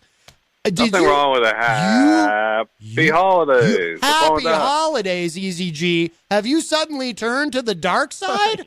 What has happened here? Oh, no, my goodness. Oh, my goodness. I just said I'd get your goat. Have you you get my goat? You got my goat, my cow, my my sheep. You got everything. You got the whole farm. It's like I've gone bankrupt because of the trade war. You got the whole farm. You're the bank. You came and took my farm away. I cannot believe this, Easy G. How can you turn your back on the Lord in this way? By saying happy holidays. My goodness. All right, Merry Christmas. You voted for Hillary, You and didn't all. you? Did you vote for Hillary in 2016, Easy G? I did not. I'm starting to I voted wonder. for that third-party candidate there. I'm starting to wonder. Are you pro-choice, Easy G? I do know because you've acknowledged this, that you are fine with same-sex marriage. You think that's perfectly acceptable. So maybe I shouldn't be surprised that this happened that you would dare say happy holidays. I don't know, Easy G. I'm worried for you. I'm worried for your soul. And so is Michael Martineau. Yeah. And so is Michael Martineau's meme. Crazy things happened today. I was over walking by the, you know that used to be that post office fruit. Now they sell kind of tasty bakery treats now. Who does? Well, anyway, there was these two cars earlier today around, I don't know, 9, a little past 9 o'clock in the morning, and on the way to Market Basket, and they almost hit each other. And then the guy gets out of the car, which is the worst thing you can do about road rage. Yeah. And he starts swearing at the guy. He says, hey, what the hell are you doing? You know, blank, blank, blank. It's like, oh, my God, I thought they were going to have a fist fight. Ooh, did he tell him happy never holidays? did. And then after that, I was over waiting for the free shuttle there. Yeah. And over by Citizens Bank, and this guy gets out of the car, and he starts taking a photo of the other guy's car right at the light there by City Hall. And the other guy was saying, what the heck are you doing? Right. Except I bet who gets out of the car and takes a photo with their cell phone of another guy's car? I bet he didn't say heck, though, did he? Did he really say heck? I don't know what that was all about. And then around noontime, I had two people banging on my door, and I said, well, who the heck could this be? Did you say heck? And I opened the door, and it was two guys working for the sheriff's department looking for somebody. It's like, oh. They said, don't worry, you're not in trouble. I said, oh, that's a good thing. But they had me looking at somebody's photo, and they say, you know Mr. So-and-so, and do you know who your office, where your office is located? We're looking for somebody. I said, oh, great. As long as they weren't looking for me, I guess that was a good thing. Right. Well, I think someone from three crazy, wacky things happened to me on this crazy Wacky Thursday, I'm calling it. Yes, it's a Wacky Thursday, Easy G. Yeah, road rage, that'd be an example that anybody that's listening to this program, if somebody cuts you off, don't get out of the car, because that guy could have a knife, he could have a gun. What you should do is smack you with his fist. Just wish them a Merry Christmas. Just consider the guy, had a bad day or something. And the worst thing you do is don't get out of the car. I saw that earlier at this new arena going to Market Basket, where the guy got out of the car. The guy had a broken window. He had a little like plastic in there. He smacked his fist through it. Oh, my. I told you the story before. And then the other guy went in the car, and then he got a hammer. Jeez. And he destroyed one of the guy's part of his car there. The what do you call that? The mirrors. Well, he destroyed part of the car with his hammer, and then next thing you know, when I came back from the basket with my groceries, they were at the MTA bus stop. The police were there. Yes. It was crazy. Road rage. Right. Maybe they were trying to have a hardcore wrestling the guy match. was lucky the guy to take the hammer to the guy that drove in the car. He took the hammer to the guy's car and broke part of his car. I said, what the hell's going on here? It was crazy. People need to calm down. I agree, Easy G. So on that note, I'm going to clear the lines and have a good rest of your day. All right, Easy G. Thank you. And happy holidays to you.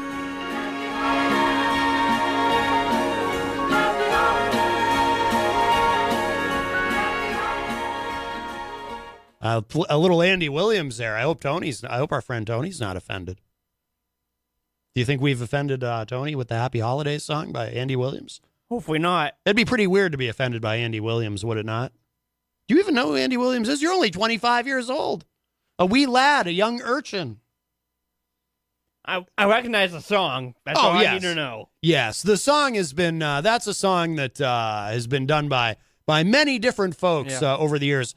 Many secular anti-Christian people have done that song, Happy Holidays. Although actually, well, maybe that's not the best example because he does use the word Christmas in there as well.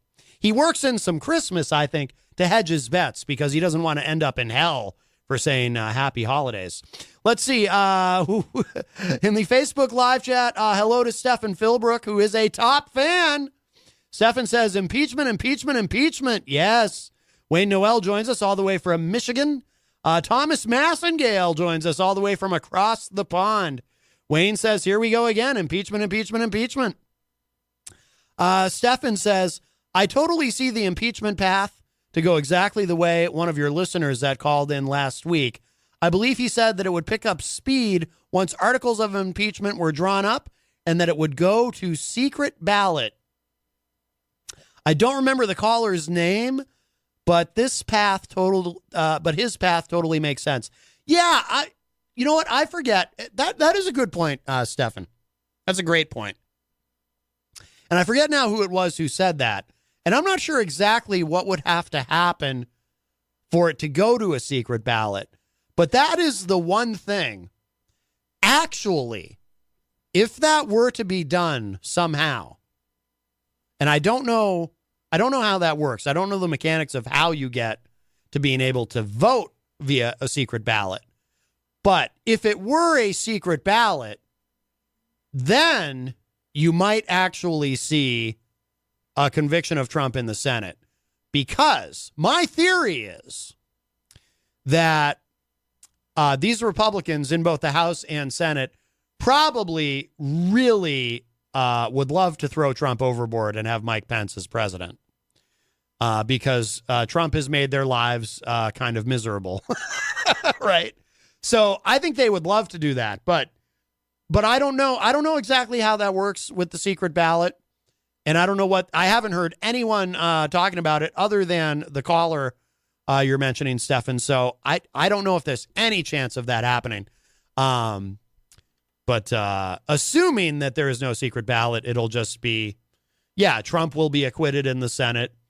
And he'll probably have a similar effect as to what Bill Clinton experienced, where Bill Clinton actually had elevated poll numbers because his base, when Bill Clinton was impeached, his base felt that the impeachment was unfair. And so they kind of, so he saw an uptick in support because he had a lot of sympathy for the impeachment. And you'll see the same thing, I believe, with Trump. You know, the MAGA people will be more energized and enthusiastic than ever before because the Democrats tried to take down their exalted hero. And I believe that will factor into Trump winning a second term. Hello to Chris H. Space in the Facebook live chat.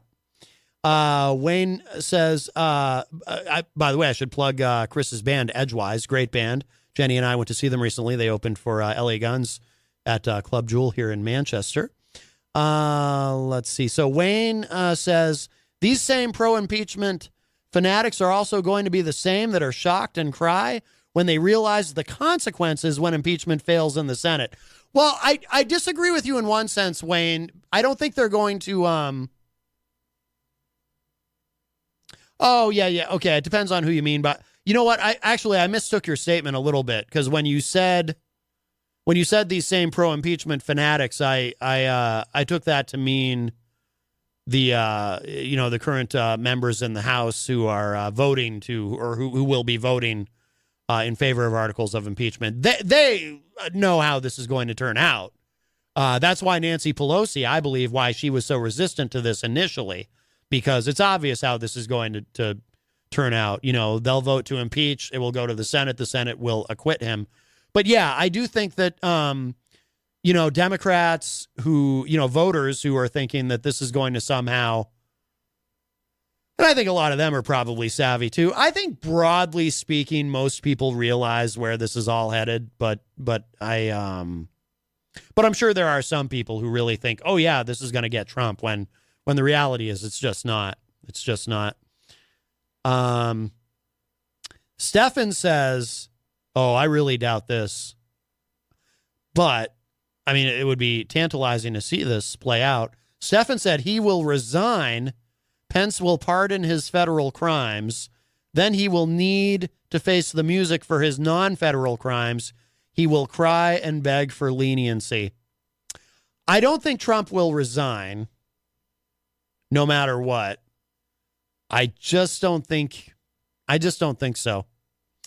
And there's no guarantee that Pence would pardon him for anything. And even so, I think Trump wants to win a second term because it also, for now, kind of inoculates him in terms of the the investigations going on in the state of New York, which he cannot be pardoned for. And I didn't even know this until the Trump presidency. I misunderstood how presidential pardons work in the sense that I thought, and the power of a presidential pardon is sweeping, but I didn't, but it was less sweeping than I realized. I thought the president could pardon anybody for anything, really. But it turns out that's not true. So, because for a long time, people were speculating, is Trump going to pardon himself? Which, constitutional scholars and attorneys' opinions vary on whether a president can actually pardon himself. But regardless, the president can only pardon himself, in theory, or others for federal crimes, not state crimes. So all the trouble that Trump is in, which people forget about, right? Because we're so focused on impeachment, we're so focused on Ukraine, we're so focused on this and that, federally, on the Mueller report, which I think they should have, that's what he should have been impeached on. There's 12. I've read the Mueller report. Took a while. There's 12 instances of obstruction of justice, in my opinion, in the Mueller report. That's impeachable right there, in my view. But what's going on in the state of New York and the state AG's investigation of Trump is what will ultimately be his undoing. And, he may be inoculated from any kind of prosecution as long as he's president. But once he's out, he cannot be pardoned for that, for whatever. And they already shut down the Trump Foundation. The state AG's office shut down the Trump Foundation in New York because they were self-dealing. And they actually told, a judge ordered that the Trump family can never again operate a quote-unquote charity in the state of New York.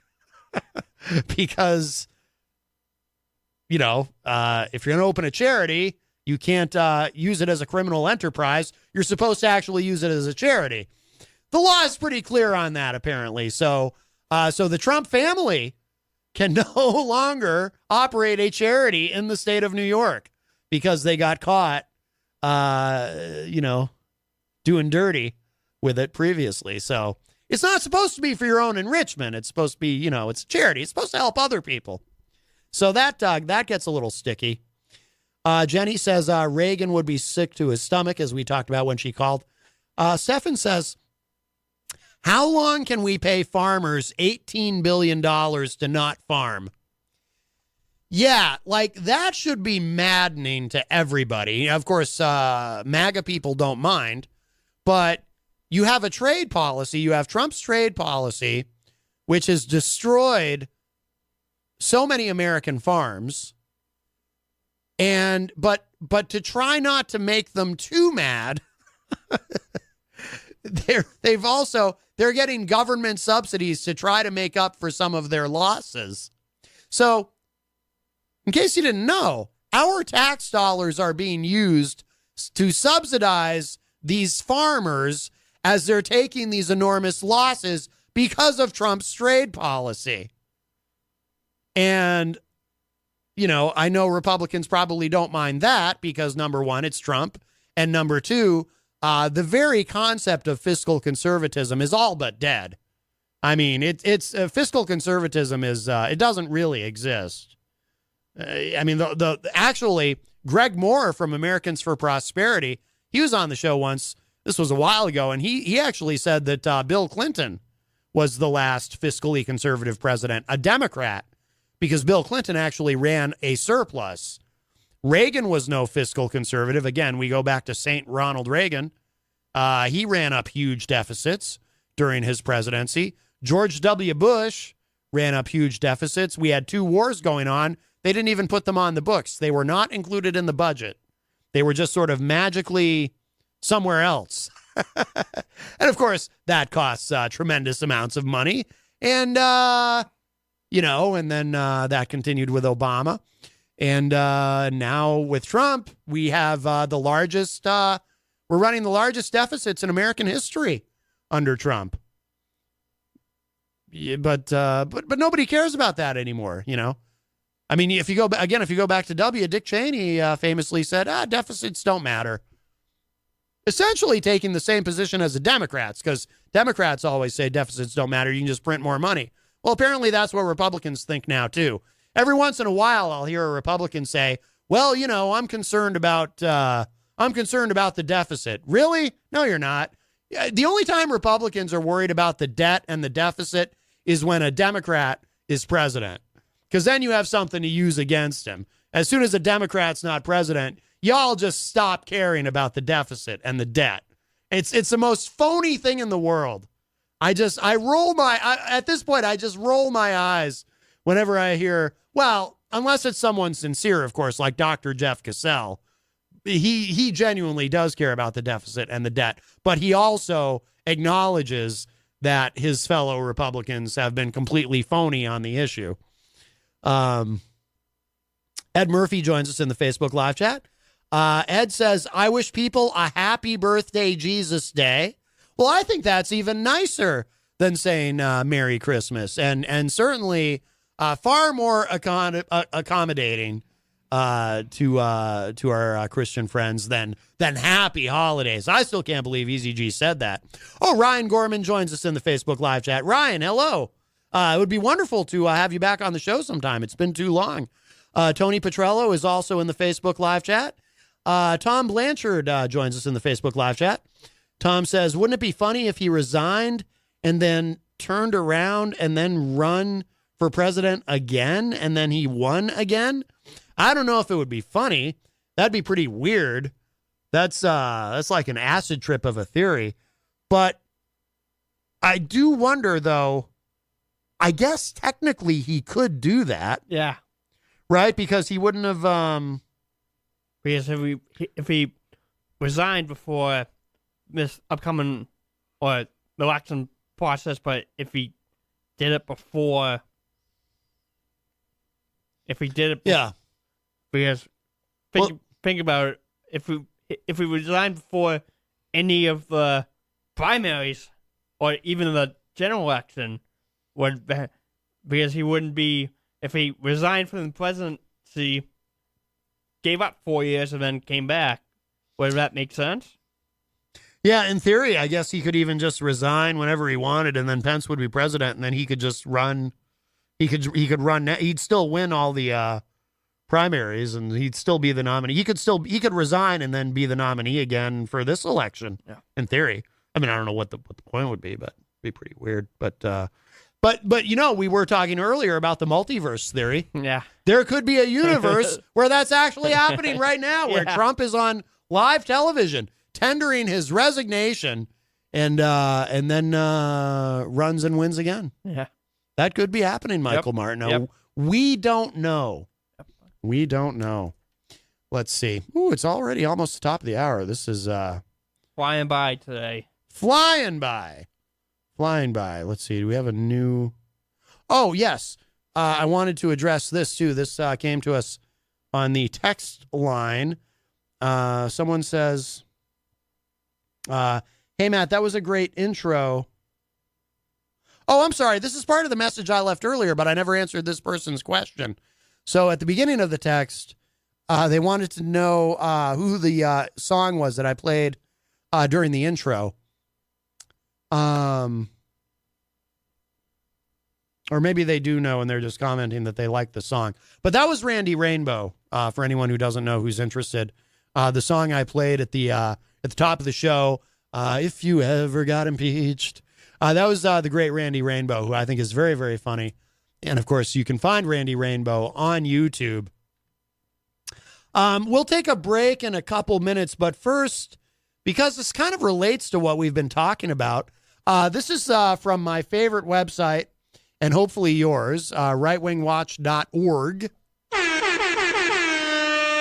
According to Johnny Enlow, who is a pastor and a leading proponent of Seven Mountains Dominionism, which apparently is a show and an organization, Pastor Enslow claims that God is using Trump to separate history into before Trump and after Trump eras.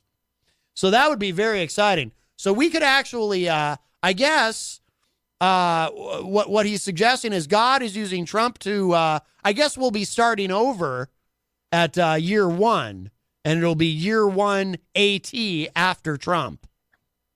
That's an exciting development, right? Yeah. It seems interesting. We should do that now. So instead of, because the thing is, next year is 2020, and there's going to be all these jokes about it. Like, people are going to be saying, oh, wow, I see things really clearly this year, because it's 2020. Or people are going to be saying, oh, hey, Happy New Year. We're in touch, so you be in touch. You youngins don't even know that reference.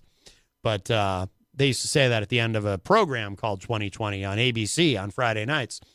Barbara Walters would say that. And Hugh Downs. Remember Hugh Downs? He's been dead a long time. Oh, where does the time go? Where does the time go, Michael Martineau? You don't even know who I'm talking about, do you? A wee lad, a young urchin as yourself. I know Barbara Walters is. Oh, right. Yeah. Yes, she used to, that was the tagline at the end of 2020 every week. We're in touch, so you be in touch. So there's going to be all these jokes about 2020. So let's just avoid 2020. Instead of having 2020 on January 1st, let's just have it be year one AT after Trump. It's perfect. But maybe the idea is that that won't be happening until after he's left office. I don't know. But let's listen to Pastor Enlow. And by the way, I know that I just want to mention this. For those of you who might be new to the show, because I know some of you are probably rolling your eyes at this and you're probably thinking, who is this Pastor Enlow and why is he so ridiculous? And this is a silly theory.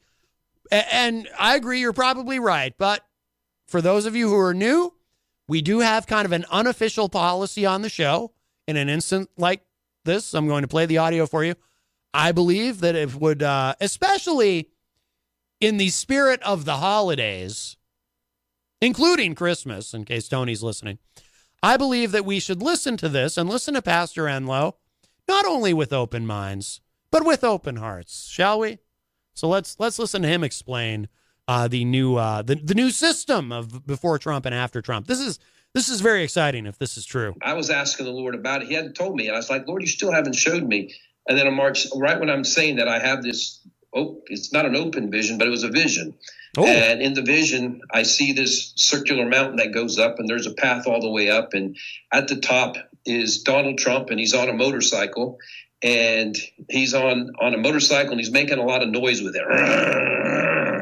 And he has red, white, and blue bandana on his head. And so in an instant, it wasn't hard for me to figure out what was being said. It's the only time I've ever, while seeing a vision, actually talked out loud. And I go, oh no, because I was like, this means this is not going to be a peaceful exchange. This is not a peaceful transition we're going into. This is something more. And then I was brought in real close to the motorcycle, and it was triumph, which was further confirmation. And so I was like, Lord, as I'm saying that, the first thing he said is, he is going to save you from things you don't know you need to be saved from yet. And then the Lord progressively began to speak regarding that. And he said, this time in the presidency is going to be a hinge of the ages. And you be known as before Trump and after Trump because of the way I'm going to use him. I'm using him as a Trump card, but I'm the Trump card player. And so your nation will be known as before Trump and after Trump. And he said, the nations will be known as before Trump, after Trump. And the Lord, it was like, he said, I'm really not interested in your all's vote this time. I'm doing it. I usually give you all that option. This time I'm not. This is a rescue operation from heaven. This is a moment of the ages. This will go down. This time period will go down as a before and after AD, but BC, AD, depending on what terminology you use now. ACDC, whatever, yeah. So there you go. That's Pastor Enlow. Now, and he's probably right, because after all, he did receive a vision. And who are we to question that if you receive a vision? Michael Martineau, have you ever received a vision from the Lord? I have not. Right. But if you do, don't be surprised if it's explaining to you how time will be different in the future. And don't be surprised if the vision includes Trump on a motorcycle with a red, white, and blue bandana. Wouldn't that be exciting? Yes, it would be. That would be quite a vision. So let's see. Tom Blanchard. I'm sorry. Tony Petrello said this. I apologize. I got the wrong T name here. Tony said, don't forget 2020 will be hindsight. Oh, my goodness. Well, that does deserve an air horn, sir. There we go. So I think we'll play... we'll take a break. It is the top of the hour. We'll be back with more Unleashed in a few minutes. But let's... we got a little teaser of this. This is for you, Tony. If you're not Tony Petrello, but the Tony who called yesterday. A little Andy Williams, unencumbered by the voice of Easy G in the background. Here it is. This is Happy Holiday.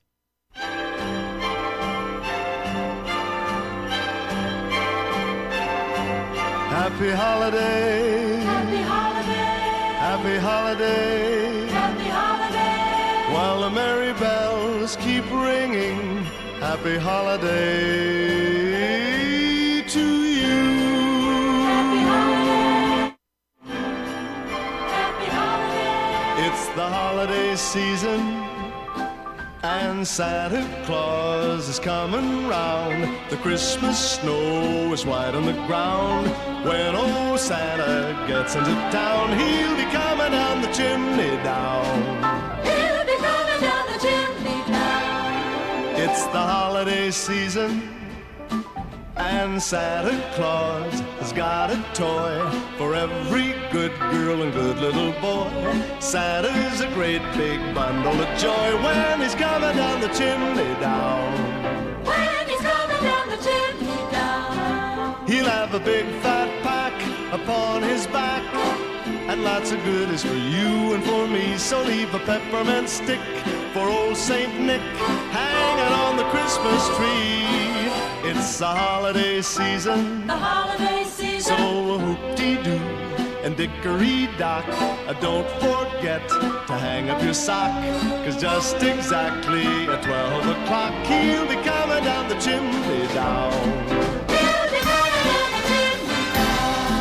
He'll have a big fat pack upon his back, and lots of goodies for you and for me. So leave a peppermint stick for old Saint Nick hanging on a Christmas tree. It's the holiday season. The holiday season. So whoop-dee-doo and dickory-dock. Don't forget to hang up your sock, 'cause just exactly at 12 o'clock he'll be coming down the chimney, coming down the chimney, coming down the chimney down. Happy holiday. Happy holiday. Happy holiday. Happy holiday. While the merry bells keep ringing. Happy holiday to you. Happy holiday. Happy holiday.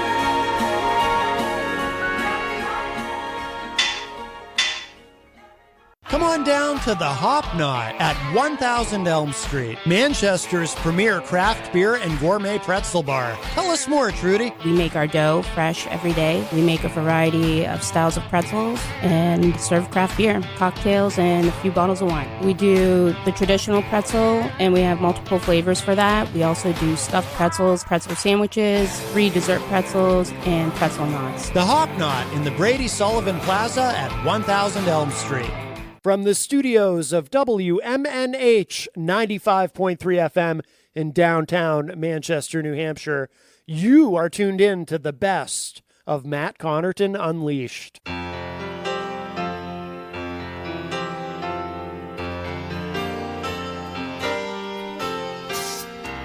Hello, yeah, it's been a while. Not much what you know. I'm not sure why Trump called. I guess he really just wanted some quid pro quo. And he was thinking maybe later on he'd hold assistance for a while. It's misdemeanors and yes, high crimes, and he really should go to trial. Yes, I'm talking about removing him, and he should go to jail for life.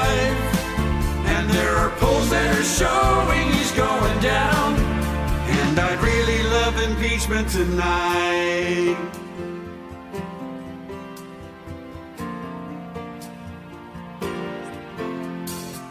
We could just charge him for the bribery part. Article 1, yeah, to impeach. Or send him home with obstruction counts. You see, it really doesn't matter much to me. Yes, I'm talking about removing him, and he should go to jail for life. And there are polls that are showing he's going down, and I'd really love impeachment tonight. He broke all his promises. Yeah, he knows how to lie. We won't take your games no more. No, we don't love you, now say goodbye. Yes, I'm talking about removing him, and he should go to jail for life. And there are polls that are showing he's going down, and I'd really love impeachment tonight. Yes, I'm talking about removing him, and he should go to jail for life. And there are polls that are showing he's going down, and I'd really love impeachment tonight. Yes, I'm talking about removing him, and he should go to jail for life. And there are polls that are showing he's going down, and I'd really love impeachment tonight. Yes, I'm talking about removing him, and he should go to jail for life. And there are polls that are showing he's going down, and I'd really love impeachment tonight. Yes, I'm talking about removing him. Come on down to the Hop Knot at 1000 Elm Street, Manchester's premier craft beer and gourmet pretzel bar. Tell us more, Trudy. We make our dough fresh every day. We make a variety of styles of pretzels and serve craft beer, cocktails, and a few bottles of wine. We do the traditional pretzel, and we have multiple flavors for that. We also do stuffed pretzels, pretzel sandwiches, free dessert pretzels, and pretzel knots. The Hop Knot in the Brady Sullivan Plaza at 1000 Elm Street. From the studios of WMNH 95.3 FM in downtown Manchester, New Hampshire, you are tuned in to the best of Matt Connarton Unleashed. You put on that there dress you wore and bought some phony hair.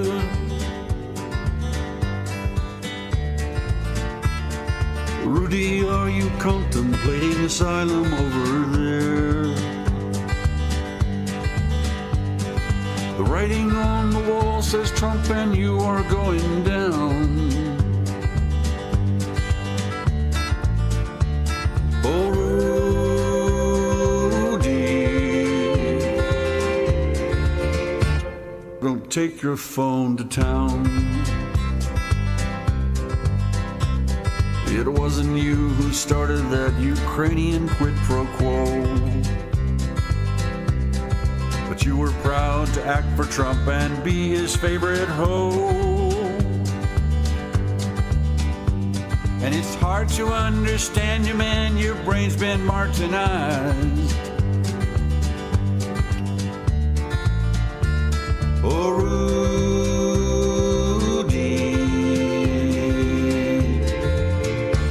you've got some bloodshot eyes. You're screaming now, I heard you being thrown under the bus. The way I know you've acted is just downright treasonous.